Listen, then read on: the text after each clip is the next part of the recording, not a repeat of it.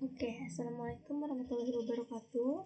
Baik, pada video kali ini kita akan melaksanakan hands-on lab 3.4.3, yaitu menganalisis atau menyelidiki sumber informasi kerentanan. Jadi pada lab ini kita akan bertindak sebagai seorang analisis keamanan cyber yang bertugas untuk melakukan riset mendalam terhadap serangkaian kerentanan yang telah diidentifikasi sebelumnya. Jadi kita akan menggunakan ekosistem standar industri untuk menginformasi kerentanan.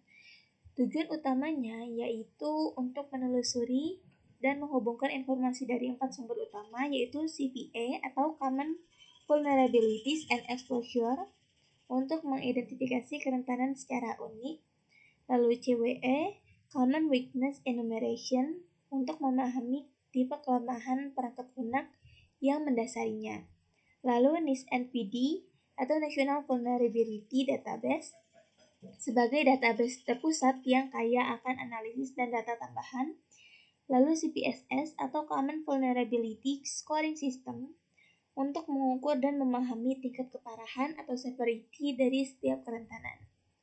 Secara keseluruhan, lab ini akan mengajarkan alur kerja investigasi kerentanan, mulai dari sebuah ID hingga pemahaman komprehensif tentang dampak dan sifat teknisnya. Nah, langsung aja ke langkah yang pertama, kita akan menyelidiki Common Vulnerabilities and Exposure atau CVE. Kita akan buka website dan navigasi ke www.cva.org. Nah, di sini kita akan mempelajari misi dan tujuan program CVE. Kemudian kita akan menggunakan fitur pencarian untuk menemukan detail dari 6 CVE.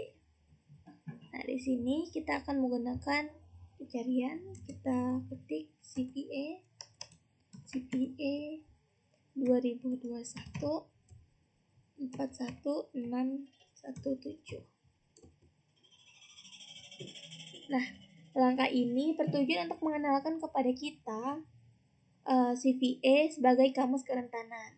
Nah, setiap CVE itu mempunyai ID yang sebagai pengenal unik untuk satu kerentanan spesifik, yang fungsinya untuk memastikan semua orang di industri keamanan cyber itu membicarakan masalah yang sama.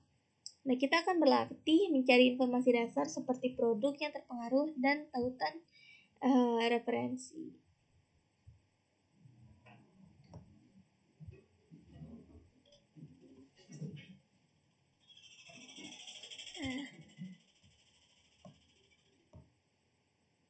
Sini referensi.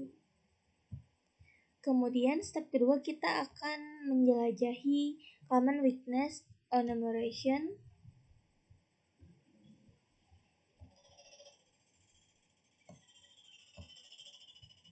Di sini kita buka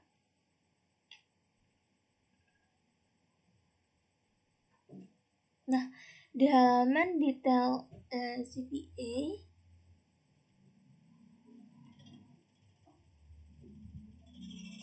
nah di sini kita akan explore program dari cari bagian about, lalu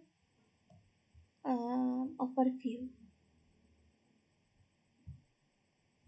Tapi di sini nggak ada overview.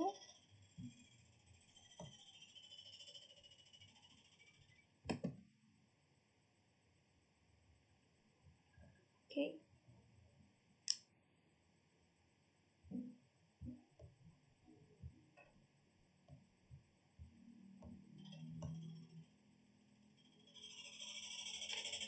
Kemudian di part 3 kita akan menyelidiki sumber daya National Institute of Standard and Technology atau NIST. Nah, di sini kita akan menjelajahi situs web NIST dan National Vulnerability Database. Di sini, lalu kita akan mencari bagian About NIST and About Us. Nah, ini kita cari About Us.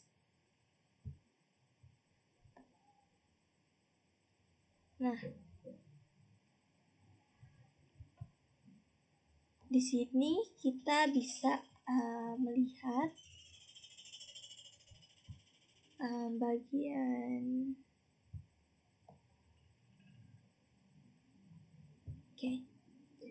Jadi ada publication, what we do, itu apa aja yang dilakuin sama National Institute of Standard and Technology.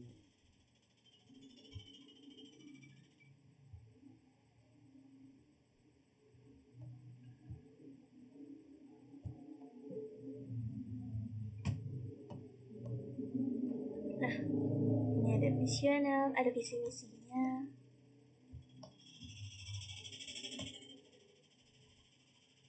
Kemudian kita kembali ke homepage, this homepage, lalu select topics and information technology in the menu.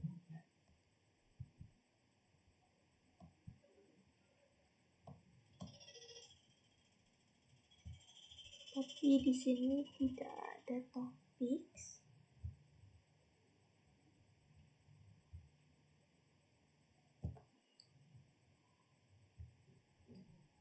Nah, di bagian topik ini ada advanced communication, AI, bioscience, chemistry, dan lain-lain. Ada juga cyber security and privacy.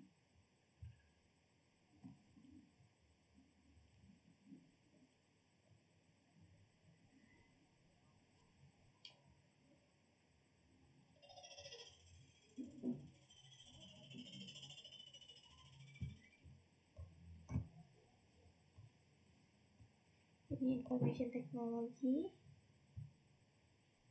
Lalu kita klik National Vulnerability Database. Nah, klik General to view and review. Kita klik General.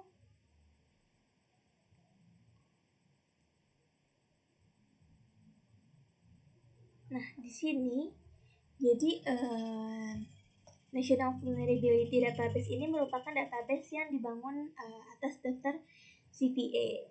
Jadi National Vulnerability Database ini mengambil data CVE dasar lalu memperkaya dengan analisis dengan menggunakan skor keparahan atau CVSS, lalu kategori keamanan, kategori kelemahan, CVWI, dan informasi lainnya. Jadi ini merupakan sumber utama bagi para profesional untuk mendapatkan data kerentanan yang terstruktur dan komprehensif. Lalu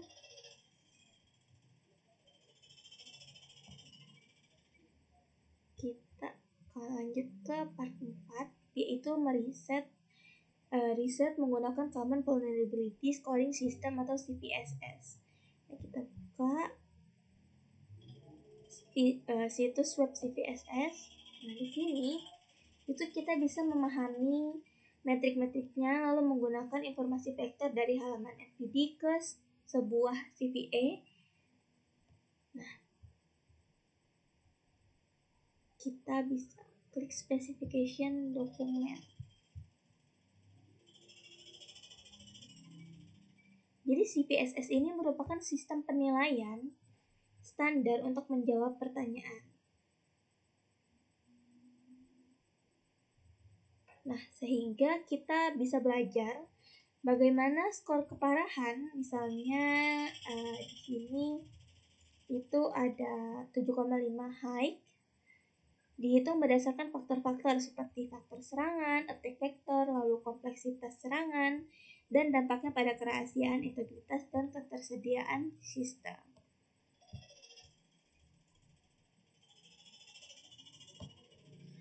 Oke, segitu dulu penjelasan hands-on lab 3.4.3 dari saya. Kurang lebihnya saya mohon maaf. Saya akhiri. Wassalamualaikum warahmatullahi wabarakatuh.